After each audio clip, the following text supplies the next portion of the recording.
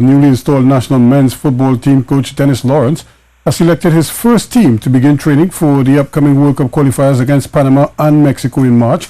As we hear from Ken Fuentes, Lawrence named a 27-man training squad consisting mainly of locally based players to begin training on February 20th. Lawrence says the training camp for the locally based players will begin on February 20th, following the completion of the local Pro League a day earlier.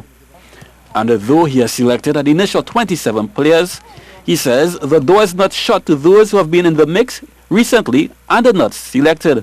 The players on this list are only the players that are immediately going to start with me. The other players are still available for selection if and when needed. So from that point of view, it's not to say it's difficult, but there's a process that you need to look and identify the players that you think are capable of doing what you want to do. Lawrence says he has been to several Pro League games since his appointment and has selected players for the training camp from there, and believes the league is showing signs of improvement.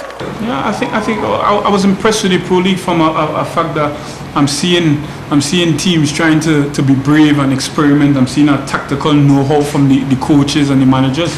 Obviously, in terms of the fan base, it hasn't really changed much, which I would have liked to see that improve. He also defended his choices for backroom staff, among them former national coach Stuart Charles Frevier of W Connection, whose knowledge of the local game he views as vital.